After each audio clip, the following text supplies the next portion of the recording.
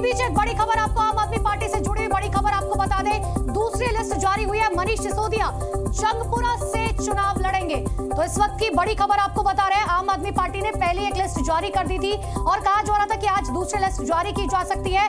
और इन सब के बीच में मनीष सिसोदिया पूर्व डिप्टी सीएम राजधानी दिल्ली के, वो जंगपुरा से चुनाव लड़ेंगे।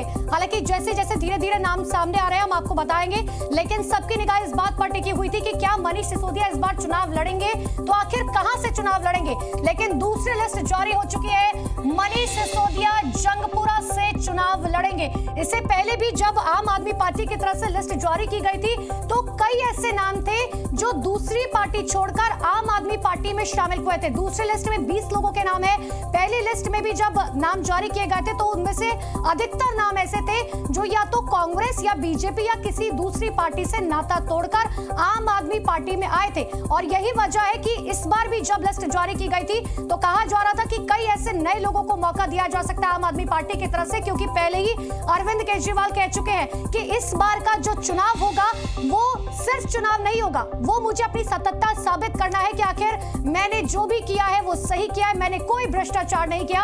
और यही वजह है कि नाक की लड़ाई बनी हुई है आम आदमी पार्टी के लिए। ये विधानसभा चुनाव पूरी तैयारियां की जा चुकी है। हालांकि इस बार विधानसभा चुनाव में जो है देखने वाली बात ये होगी कि आखिर फ्रंट फुट पर क्या मुख्यमंत्री आतिशी लड़ती हुई नजर आएंगी या फिर पूर्व मुख्यमंत्री अरविंद केजरीवाल बैटिंग करते हुए नजर आएंगे। मौजूदा विधायक हाजी यूनुस का टिकट कटा है। इस वक्त की बड़ी खबर आपको बता रहे हैं, पड़पड़गंज से बात करें, अवध ओझा को टिकट दिया गया है।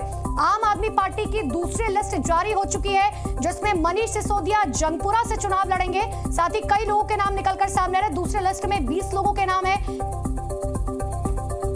और सीधे ही चलते हैं आपको ग्राउंड जीरो पर, मेरे सहयोगी देवेश मेरे साथ जुड़ चुके हैं। देवेश, जरा एक एक करके सबसे पहले ये बताइए कि आखिर किस किस का नाम इस लिस्ट में शामिल है।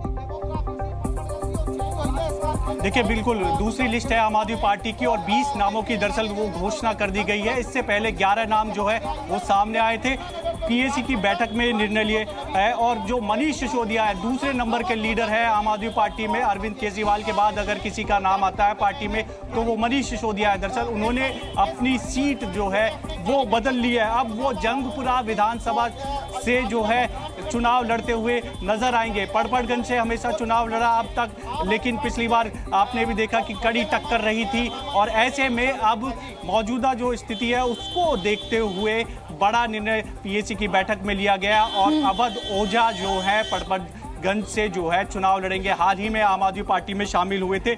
नरेला से भी नाम सामने आ गया है। दिनेश भारद्वाज जो है नरेला विधानसभा से चुनाव लड़ेंगे। तिमारपुर से सुरेंद्रपाल सिंह बिट्टू, अरविंद केजरीवाल ने हाल ही में आम आदमी पार्टी में शामिल कराया था। कांग्रेस में भी रहे थे, बीजेपी में भी रहे थे, अब आम आदमी पार्टी से वो चुनाव लड़ेंगे। मुकेश गोयल आदर्श नगर से जो है विधानसभा सीट से चुनाव लड़ेंगे।